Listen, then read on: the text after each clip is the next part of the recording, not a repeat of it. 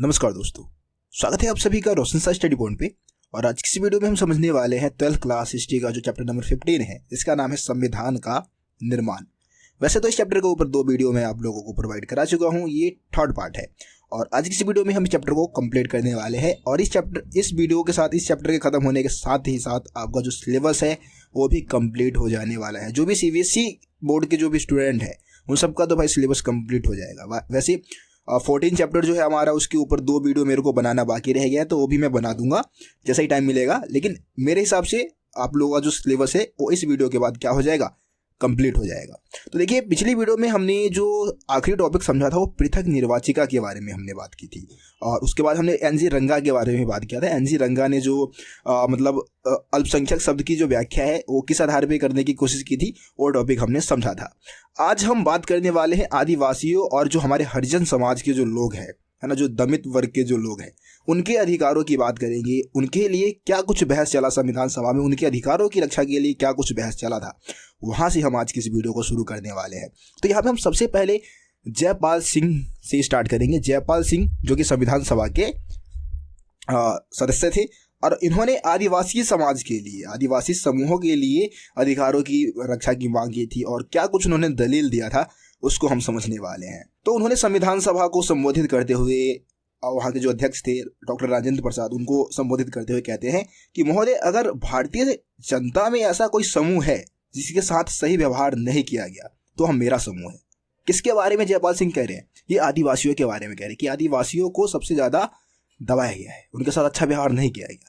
मेरे लोगों को पिछले, आगे क्या बोल रहे, मेरे लोगों को पिछले 6000 सालों से अपमानित किया जा रहा है, उपेक्षित किया जा रहा है, उनको सताया जा रहा है। मेरे समाज का पूरा इतिहास भारत के गैर मूल निवासियों के हाथों लगातार शोषण और छीना झपटी का इतिहास रहा, जिसके बीच में जब तब विद्रोह और अव्यवस्था भी फैली है। मतलब ये सब आदिवासियों के बारे में कह रहे हैं। आदिवासी समाज को मतलब आदिवासी जो है उनके अधिकारों की रक्षा के लिए बातें कह रहे हैं कि भाई उनको लगभग 6000 सालों से अपमानित किया जा रहा है, उनको दबाया जा रहा है ना। आगे देखिए, आगे क्या बोलते हैं। इसके बावजूद भी मैं पंडित जवाहरलाल नेहरू के शब्दों पर विश्वास करता हूँ। मैं आप सबके इस संकल्प का विश्वास करता हूँ कि अब हम एक नया अध्याय रचने जा रहे हैं, मतलब संविधान बनाने जा रहे हैं। तो वहाँ पे वो अधिकारों की मांग कर रहे हैं, तो इसलिए ऐसा कह रहे हो। स्वतंत्र भारत में एक ऐसा अध्याय है जहाँ सबके पास अवसरों की समानता होगी, जहाँ किसी की उपेक्षा, किसी को नज़रअंदाज नहीं किया जाएगा। आगे देखिए, आगे बोलेंगे, मतलब इन्होंने और आगे बात क्या कही कि आदिवासी कबीले संख्या की दृष्टि में अल्पसंख्यक नहीं है। मतलब ये कह रहे हैं कि आदिवासी जो है ना, वो संख्या की दृष्टि में अल्पसंख्यक नहीं है, लेकिन उन्हें संरक्षण की आवश्यकता है। ठीक है, आगे क्या बोल रहे हैं। उन्होंने कहा कि बेदखल, मतलब उनको क्या किया जा रहा है, बेदखल किया जा रहा है। जहां वो रहते हैं वहां से उनको बेदखल कर दिया जा रहा है।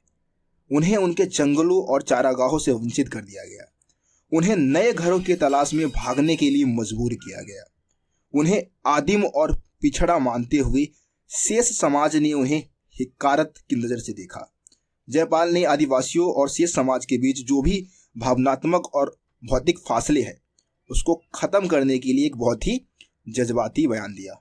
जो मतलब आदिवासियों को हिकारत की नज़र से तो हम लोग जो देखते हैं, है ना, अच्छे नज़र से हम नहीं देखते आदिवासी लोगों को। तो वो चाहते हैं कि भाई ये जो फासला है और लोगों के बीच में और आदिवासी लोगों के बीच में, उसको ख़त्म किया जाए। जयपाल सिंह ये भी कहते हैं कि हम आपके साथ घुलना मिलना चाहते हैं, हम आम लोगों की तरह ही रहना चाहते हैं, है ना, आप हमारे साथ मेल जोल चाहते हैं। तो ये बात तो कह रहे हैं, मेल जोल को बढ़ावा देने की बात ये कह रहे हैं। किसके बारे में, किसको लेकर, आदिवासियों को लेकर। ठीक है, तो ये सारी चीज़ें जयपाल सिंह के बारे में हो गया। देखिए, जयपाल सिंह की अगर हम बात करें तो वो पृथक निर्वाचिका की जो मांग है उसके पक्ष में नहीं थे, लेकिन वो चाहते थे कि विधायिका में आदिवासियों का जो प्रतिनिधि है, मतलब प्रतिनिधित्व हो, वो अच्छे से हो और सीटों में आरक्षण की व्यवस्था की जाए आदिवासी लोगों के लिए, ताकि वो और समाज के साथ मिलजुल के साथ कहीं ना कहीं रह सके।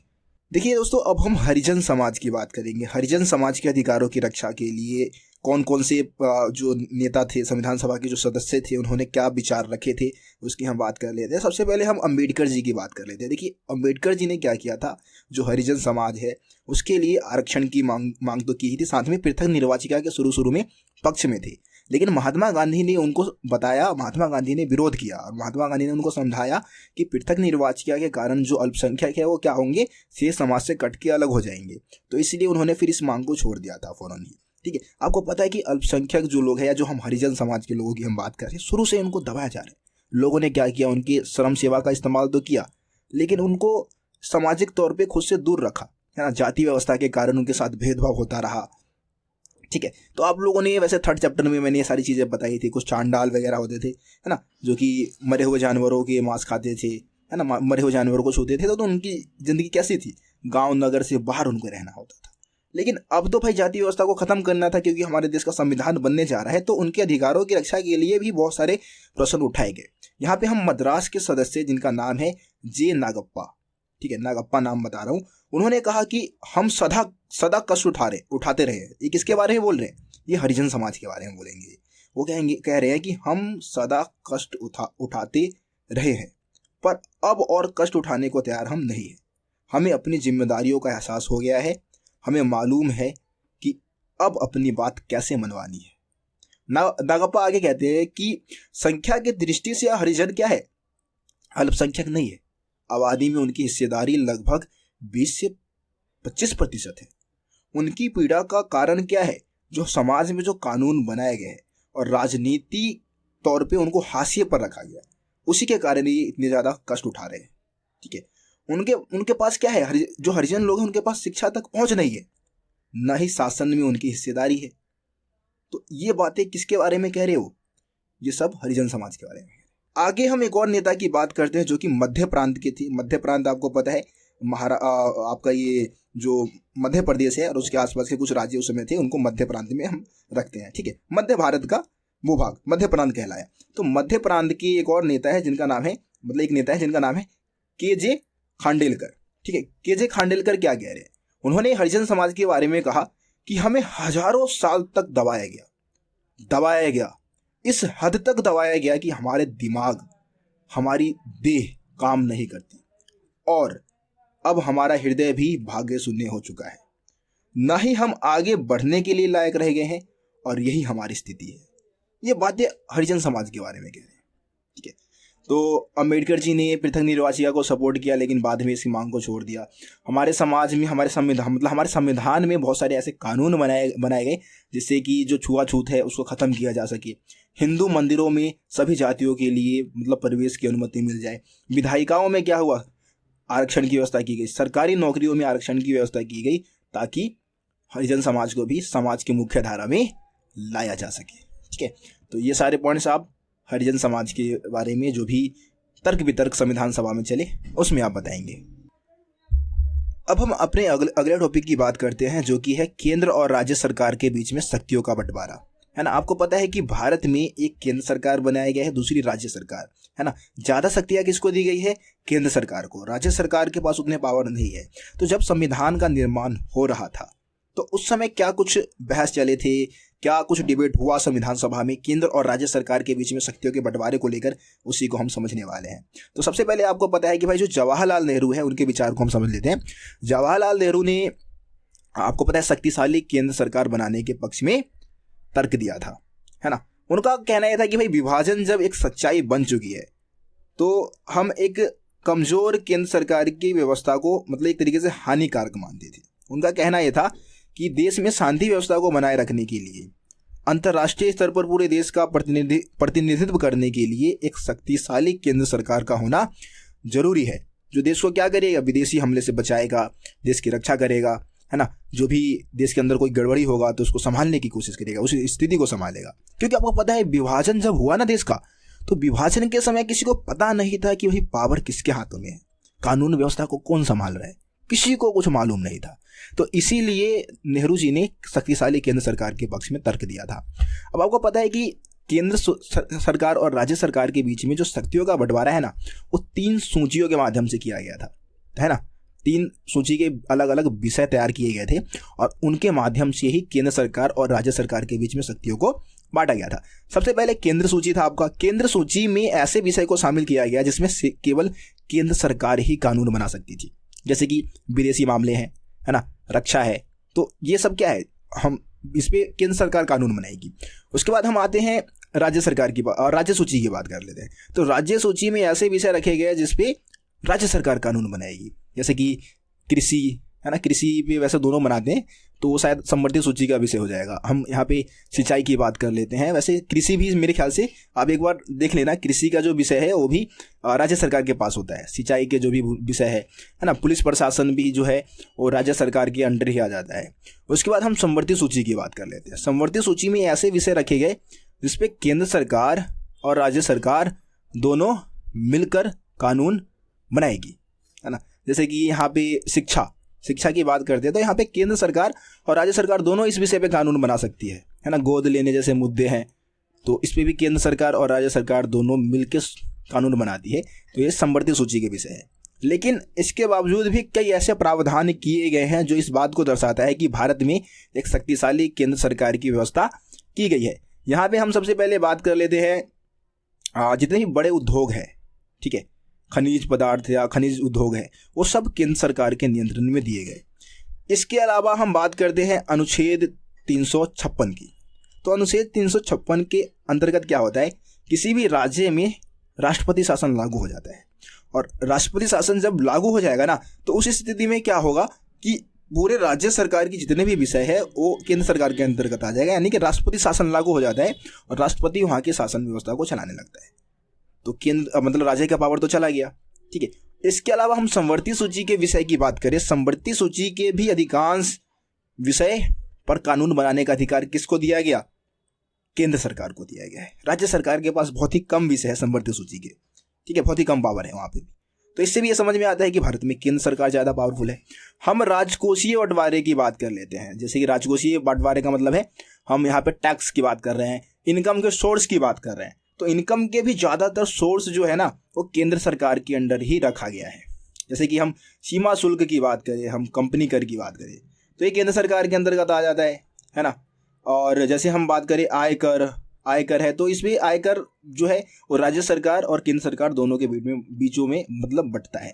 इसके अलावा भी कुछ राज्य स्तरीय शुल्क होते हैं, ठीक है। जैसे कि हम यहाँ पे ज़मीन और संपत्ति कर की बात कर लेते हैं, बिक्री कर की हम बात करें, बोतलबंद शराब जो है उस पर जो भी टैक्स मिलेगा ना वो राज्य सरकार के अंतर्गत आ जाता है। लेकिन ज़्यादातर टैक्स की जो व्यवस्था है वो केंद्र सरकार के लिए की गई है। केंद्र सरकार के पास इनकम के ज़्यादा सोर्स है। तो ये तो शक्तियों का बंटवारे की बात हो गई। अब बहस की बात करते हैं कि भाई केंद्र सरकार और राज्य सरकार के बीच में बंटवारे को लेकर क्या कुछ बहस हुए। तो यहाँ पे सबसे पहले हम मद्रास की एक सदस्य की बात करेंगे जिनका नाम है के संतनम। के संतनम ने क्या किया, राज्य सरकार को सपोर्ट किया। उनका कहना ये था कि केवल राज्य को मतलब ना केवल राज्य को बल्कि केंद्र को मजबूत बनाने के लिए भी शक्ति का पुनः वितरण जरूरी है। मतलब ये जो शक्ति का ये जो बंटवारा है, ऊपर मैंने आपको जो भी पॉइंट्स बताए हैं जिसमें शक्तिशाली केंद्र सरकार को बनाया गया है उसके खिलाफ बोल रहे हैं। वो कह रहे हैं कि शक्ति का पुनः वितरण होना चाहिए, दोबारा से व्यवस्था को बनाना चाहिए। और क्या दलील देते हैं, दलील देते हैं कि मतलब कि सारे मतलब शक्तियां अगर हम केंद्र को सौंप देंगे तो वो मजबूत हो जाएगा। ये गलत फहमी है, ऐसा संतनम कह रहे हैं कि अगर हम सारी शक्तियां अगर केंद्र को सौंप देंगे तो ज़्यादा मजबूत होगा। एक गलत फहमी है। अगर केंद्र के पास ज़रूरत से ज़्यादा जिम्मेदारियां होंगी ना तो सही से काम नहीं कर पाएगा, है ना। अगर हम उसके कुछ दायित्व उसके काम को लेकर हम राज्य सरकार को सौंप देंगे ना तो केंद्र सरकार ज़्यादा मजबूत होगी, क्योंकि केंद्र के पास ज़्यादा काम की जिम्मेदारी नहीं होगी, ज़्यादा बोझ नहीं होगा तो अच्छे से काम करेगा। ऐसा कौन कह रहे हैं कि ये संतनम। आ रही बात समझ में आप लोगों को। आगे बढ़ते हैं। संतनम जी आगे क्या कह रहे हैं। संतनम जी कह रहे हैं कि ये जो शक्ति का जो मौजूदा वितरण है ना वो राज्य सरकारों को पंगु बना देगा। मतलब कि जो भी सरकारें हैं उसको पंगु बना देगा, क्योंकि ज़्यादातर राजकोषीय पंगु बनाने का मतलब है कमज़ोर बनाना, ठीक है, कमज़ोर बना देगा। और ज़्यादातर राजकोषीय प्रावधान यानी कि टैक्स की जो व्यवस्था की गई है वो केंद्र सरकार के लिए की गई। इनकम के सोर्स केंद्र सरकार के पास है। तो इससे क्या है कि भाई जो भी सरकार है मतलब जो राज्य सरकार है, राज्य सरकार को ये प्रावधान खोखला बना देगा। क्योंकि इस राजकोषीय प्रावधान के कारण ये जो मतलब इनकम के जो सोर्स का जो ये प्रावधान किया गया है, केंद्र के पास ज़्यादा सोर्स है। इससे क्या होगा कि अगर राज्य सरकार को अपने लोगों के लिए शिक्षा की व्यवस्था करनी होगी, साफ सफाई की व्यवस्था करनी होगी, सड़कें बनवानी होंगी, है ना, और भी बहुत सारी चीज़ें काम करनी होंगी, तो उसके लिए क्या करना होगा, राज्य सरकारों को केंद्र के पास जाके भीख मांगना होगा। खैरात मांगना होगा कि भाई आप हमें खैरात दे दो, हम अपने लोगों के लिए शिक्षा की व्यवस्था करना चाहते हैं, सड़कें बनवाना चाहते हैं। क्योंकि राज्य सरकार के पास पैसा ही नहीं होगा, तो जाहिर सी बात है कि उसको भीख मांगना पड़ेगा, उसको खैरात मांगना पड़ेगा केंद्र सरकार के पास जाके। ये सब बातें कौन कह रहे हैं? कि संतनम कह रहे हैं। अब देखिए, जो केंद्र सरकार को जो ज़्यादा शक्तिशाली बनाना चाहते थे, उसमें हमारे अंबेडकर जी भी इसी के पक्ष में थे। वो चाहते थे कि 1935 के गवर्नमेंट एक्ट में जो केंद्र सरकार बनाया गया था, क्योंकि आपको पता है कि हमारे संविधान के ज़्यादातर प्रावधान जो है 1935 के गवर्नमेंट एक्ट से ही लिया गया है। तो उसमें जो हमने केंद्र सरकार को बनाया था, उससे भी ज़्यादा शक्तिशाली केंद्र सरकार चाहते थे। क्योंकि उनका कहना यह था कि भाई सड़कों पे हो रहे हिंसा के कारण देश के टुकड़े हो रहे थे, है ना।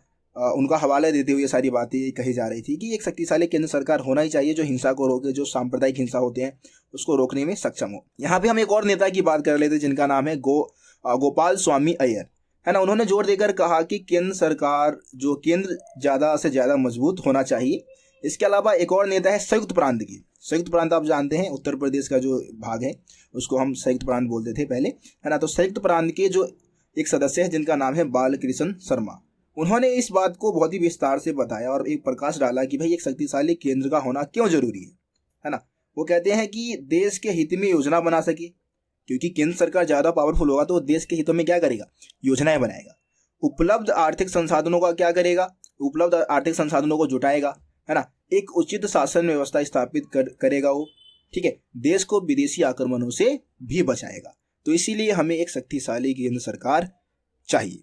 तो आप अगर हम निष्कर्ष निकालें तो आपको पता है कि भाई केंद्र सरकार को ज़्यादा पावरफुल बनाया गया है, राज्य सरकार को उतने पावर नहीं दिए गए हैं, है ना। बहुत सारे सदस्य जो थे, जैसे कि के संतनम, यहाँ पे हम बात करें तो के संतनम जो थे वो राज्य सरकार को ज़्यादा पावरफुल बनाना चाहते थे, और दूसरे बहुत सारे नेता केंद्र सरकार को ज़्यादा पावरफुल बनाना चाहते थे। केंद्र सरकार को पावरफुल बनाने के जो सपोर्टर थे, जवाहरलाल नेहरू, है ना, हमारे अंबेडकर जी, एक और नाम आपको बताया था मैंने, बालकृष्ण शर्मा, जो कि संयुक्त प्रांत से थे। तो ये सब केंद्र सरकार को ज़्यादा पावरफुल बनाने के पक्ष में थे। तो ये हो गया। अब हम इस चैप्टर की आखिरी टॉपिक को समझने वाले हैं। दोस्तों, हम राष्ट्र की भाषा की बात करते हैं कि भारत की राष्ट्रीय भाषा कौन सी होनी चाहिए थी। ये भी संविधान सभा के सामने विवाद का एक बहुत ही प्रसिद्ध कह सकते हैं, बहुत ही फेमस मुद्दा बन गया था। ये राष्ट्रभाषा को लेकर बहुत ज़्यादा विवाद हुआ हमारे संविधान सभा में। दोस्तों, हम बात करते हैं भारत की राष्ट्रीय भाषा को लेकर जो विवाद चले, उस पर हम बात करने वाले हैं। आपको पता है कि भारत का कोई राष्ट्रीय भाषा नहीं है ना। अगर आपसे कोई पूछता है कि भाई भारत का राष्ट्रभाषा कौन सा है, तो आप ज़्यादातर हिंदी बोल देंगे, लेकिन हिंदी भारत का राष्ट्रीय भाषा नहीं है, वो राजकीय भाषा है। आगे आपको समझ में आएगा क्या विवाद था, आखिर क्या मुद्दा था राष्ट्रभाषा को लेकर। तो देखिए, भारत में ना 1930 के दशक के आसपास एक बहुत ही फेमस भाषा प्रचलित हो गई जिसको हम हिंदुस्तानी भाषा बोला करते थे। अब भैया, ये हिंदुस्तानी भाषा है क्या? हिंदुस्तानी भाषा जो है हिंदी और उर्दू के मेल से बना हुआ था, और भारत की अधिकांश जो जनता है, जो नागरिक है, वो यही भाषा बोलते थे। महात्मा गांधी जी भी यही चाहते थे कि भाई हिंदुस्तानी को ही भारत का राष्ट्रभाषा की दर्जा मिले, क्योंकि ये ज़्यादातर लोग बोलते हैं, ठीक है। इससे क्या है कि सभी समुदाय की के बीच में जो एक तरीके से भावनाएं हैं या विचार है उसको व्यक्त करने का काम आ सकता है ये भाषा। लेकिन देखिए, 19वीं सदी में ही क्या होता है, उसी समय की अगर हम बात करें, जैसे जैसे सांप्रदायिक 1930 के दशक के बाद आपको पता है कि भाई और ज़्यादा सांप्रदायिक हिंसा बढ़ना स्टार्ट होता है। तो जैसे जैसे सांप्रदायिक हिंसा बढ़ रहा था, उसी तरीके से क्या हो रहा था कि हिंदुस्तानी भाषा बदलने लग गया था, हिंदुस्तानी भाषा में बदलाव आ रहा था। हिंदी और उर्दू के जो शब्द है वो दूर जा रहे थे। एक तरफ तो भाई जो पारसी और अरबी के जो मूल शब्द है ना, उसको को हटाकर हिंदी को ज़्यादा से ज़्यादा क्या करने की कोशिश की जा रही थी? संस्कृत निष्ठ, संस्कृत के शब्द हिंदी में लगातार जोड़े जा रहे थे। दूसरी तरफ अगर हम उर्दू की बात करें तो उर्दू लगातार पारसी भाषा के नज़दीक जा रहा था, उर्दू में ज़्यादा से ज़्यादा पारसी शब्द जुड़ते जा रहे थे, और हिंदी ज़्यादा से ज़्यादा संस्कृत के नज़दीक जा रहा था। तो ये परिवर्तन भाषा में देखने को मिल रहा था। अब हम यहाँ पे हिंदी के पक्ष में एक बहुत ही फेमस नेता, इनका नाम हम पहले भी सुन चुके हैं, जिनका नाम है आरवी धुलेकर। देखिए, आरवी धुलेकर ने पूरा जोर देकर और जोर आवाज़ निकाल के कहा कि भाई हिंदी को संविधान निर्माण की भाषा के रूप में इस्तेमाल किया जाना चाहिए। ये बात किसने कही? आरवी धुलेकर ने। अब आरवी धुलेकर के इस बात से ना किसी ने ये कह दिया कि भाई संविधान सभा के किसी सदस्य ने बोला कि भाई हिंदी तो यहाँ पे सबको आती नहीं है। तो धुलेकर ने क्या जवाब दिया? पलट कर जवाब दिया कि इस सदन में जो लोग भारत का संविधान रचने बैठे हैं और हिंदी नहीं जानते, उनको इस संविधान सभा के सदस्य के पात्र वो है ही नहीं, उनको तुरंत इस संविधान सभा को छोड़ के चले जाना चाहिए। तो जैसे ही धुलेकर जी ने एक कड़कदार भाषण दिया, हंगामा मच गया भैया, संविधान सभा में हंगामा खड़ा हो गया, है ना। और जवाहरलाल नेहरू ने फिर बीच बचाव किया, हस्तक्षेप किया, है ना, और ठंडा किया माहौल को। और जब भी भाषा का सवाल आता तो ऐसे ही संविधान सभा में गर्मा गर्म बहस छिड़ जाता। 3 साल तक ये भाषा का जो मुद्दा था वो काफ़ी ज़्यादा उत्तेजित करता रहा। लेकिन 3 साल बाद यानी कि 12 सितंबर 1947 की बात कर रहे हैं, राष्ट्रभाषा के सवाल पर धुलेकर ने फिर से एक बार भाषण दिया था और तूफान खड़ा कर दिया, बवाल मचा दिया। लेकिन तब तक संविधान सभा की जो भाषा समिति है उसने क्या किया, अपना रिपोर्ट पेश कर दिया संविधान सभा के सामने। और समिति ने मतलब एक बहुत ही एक फॉर्मूला विकसित कर लिया था। उस समय तक समिति ने सुझाव दिया था कि भाई देवनागरी लिपि में जो हम हिंदी भाषा का जो प्रयोग कर रहे हैं वो भारत की राजकीय भाषा होगी। हिंदी भाषा क्या होगी? राजकीय भाषा, है ना। और उसने बोला था कि भाई हमें ना धीरे धीरे काम करना चाहिए, हिंदी को राष्ट्रभाषा बनाने के लिए ना धीरे धीरे आगे बढ़ना चाहिए। 15 साल तक हम क्या करेंगे, सरकारी कामों में अंग्रेजी का इस्तेमाल करेंगे, ये फॉर्मूला विकसित कर दिया, है ना। लेकिन एक और ऑप्शन दे दिया कि भाई जितने भी प्रांत है ना उनको अपने कामकाज के लिए कोई भी एक क्षेत्रीय भाषा चुनने का अधिकार होगा, वो कोई भी एक क्षेत्रीय भाषा चुन सकते हैं, लेकिन सरकारी कामकाज के लिए भाई अंग्रेजी भाषा का इस्तेमाल होगा, ऐसा कह दिया था, ठीक है। लेकिन कोई भी राज्य जो है अपनी मर्जी से एक क्षेत्रीय भाषा को चुन सकता है अपने सरकारी कामकाज के लिए, ठीक है। तो ये फॉर्मूला विकसित किया गया। संविधान सभा की जो भाषा समिति है उसने क्या किया, हिंदी को राष्ट्रभाषा की बजाय राजभाषा की दर्जा दे दी, ठीक है। तो ये एक फॉर्मूला विकसित हुआ। लेकिन धुलेकर तो भैया अलग ही लैठ में रहे, मतलब अलग ही बातचीत। वो तो भाई ऐसे कोई बीच बचाव का कोई रास्ता नहीं चाहते थे, वो तो चाहते थे कि भाई हिंदी को ही राष्ट्रभाषा घोषित किया जाए, है ना। उन्होंने आलोचना किया कि जिनको लगता है कि हिंदी को उन पर थोपा जा रहा है उन लोगों का मजाक बनाया। गांधी जी भी जाहिर सी बात है कि इसी भाषा को सपोर्ट कर रहे थे। उसके बाद हम दक्षिण भारत के एक सदस्य की बात करते हैं, मद्रास की ये सदस्य है जिनका नाम है श्रीमती दुर्गाबाई। श्रीमती दुर्गाबाई ने ये बात बताई कि भाई दक्षिण में जो है हिंदी का विरोध बहुत ज़्यादा है ना। और विरोधियों का यह मानना भी बिल्कुल सही है कि भाई भारत में क्या है कि जो हिंदी है ना, हिंदी के प्रचार के कारण क्या है प्रांतीय भाषाओं को दबाया जा रहा है, ऐसा वो कहती थी। लेकिन उसके बावजूद भी वो महात्मा गांधी को सपोर्ट करती थी। महात्मा गांधी ने जब आह्वान किया, अपील किया कि भाई हिंदी को ही राष्ट्रभाषा बनाया जाए, तो उन्होंने इसका साथ दिया और हिंदी के प्रचार में भी उन्होंने अपना विशेष योगदान दिया। उनका विरोध होता रहा लेकिन फिर भी वो हिंदी भाषा के प्रचार में बहुत कदम उठाए, हिंदी के स्कूल खुलवाए, है ना, कक्षाएं चलवाई। और आपको पता है कि आज भी हिंदी भाषा को लेकर कई राज्यों में काफ़ी ज़्यादा विवाद होता है, खास करके हम साउथ में जाएंगे, है ना, वहाँ पे हिंदी भाषा को लेकर काफ़ी ज़्यादा विवाद होते रहते हैं। और आज भी हमारे भारत का ना कोई राष्ट्रीय भाषा है ही नहीं, ठीक है। आज भी हिंदी भारत का राजकीय भाषा है, ये बात आप लोगों को ज़रूर समझना चाहिए। तो देखिए आपका जो चैप्टर है वो पूरी तरीके से ख़त्म हो चुका है। मेरे हिसाब से कोई ऐसा टॉपिक, लास्ट में एक निष्कर्ष दे रखा है आपके नीले कलर में, ठीक है, तो आप लोग उसको स्वयं पढ़ लें। निष्कर्ष है, वैसे कराने की उसको ज़रूरत है नहीं।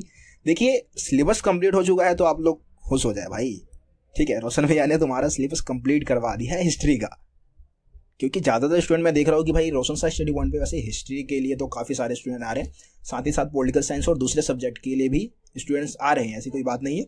पॉलिटिकल साइंस के लिए भी बहुत काफ़ी सारे कमेंट्स आते रहते हैं, मैं देखता हूँ। तो देखिए सिलेबस कंप्लीट हो चुका है लेकिन रोशन सा स्टडी पॉइंट पे अभी बहुत सारी चीज़ें होना बाकी है। एमसीक्यू सीरीज स्टार्ट होगा अब, जैसे ही अभी सिलेबस कंप्लीट हो जाएगा। पॉलिटिकल साइंस के भी 2 चैप्टर रह गए, बस 2 चैप्टर में लगभग 1 वीक में या 2 वीक में, मान लो कि जनवरी में तो आपका सिलेबस भाई कंप्लीट हो ही जाएगा, हिस्ट्री पॉलिटिकल साइंस दोनों, ठीक है। उसके बाद एमसीक्यू सीरीज स्टार्ट होगा जिसमें रेगुलर वीडियोस आएंगी। उस सीरीज में जितने भी चैप्टर है वो रेगुलर वीडियोस में, एक वीडियो तो रेगुलर अपलोड करूँगा ही करूँगा आप सभी के लिए, ठीक है। तो भाई देखो बहुत कुछ होने वाले हैं, MCQ, long question, important question होंगे, ठीक है। 10 ईयर के क्वेश्चन भी करवाऊंगा, 10 ईयर क्वेश्चन पेपर भी सॉल्व आप लोगों का करवा दूंगा मैं। तो इस तरीके से आप लोगों के हिस्ट्री और पॉलिटिकल साइंस की तो भाई जिम्मेदारी रोशन भैया ने उठा रखी है, तो उसको मैं बहुत अच्छे से निभाने वाला भी हूँ और आप लोगों के लिए जम के मेहनत करने वाला हूँ। बस यार आप लोग भी मेहनत करो, ठीक है, कुछ करके दिखाओ, एक अच्छा रिजल्ट ला के दिखाओ, ताकि मेरे को भी लगे कि हाँ यार मैंने जिन स्टूडेंट्स को पढ़ाया ना वास्तव में उन्होंने भी मेहनत की, मेरे साथ मेहनत किया और इतना आगे बढ़े हो। मेरे को भी खुशी होगी जब आपके भी 95, 98, 100 आएगा तो भाई फिर तो अलग ही मज़ा आएगा मेरे को यार, ठीक है। तो ये काम आप लोग ज़रूर करिए, अपने भैया के लिए, रोशन भैया के लिए तो इतना कर ही सकते हो यार, ठीक है। बाकी अपने लिए भी करें आप। स्टडी आपको पता है ज़रूरी है भाई। और गाँवों के अलावा अभी अगर आप 2-2.5 महीने आपके पास जो भी समय बचा है, जम के स्टडी करो, ठीक है। बाकी मेरे से जितना सपोर्ट होगा मैं ज़रूर करूँगा आप लोगों को। मिलते हैं फिर आप लोगों से अगली वीडियो में। तब तक के लिए जय हिंद, जय भारत, अपना ख्याल रखें।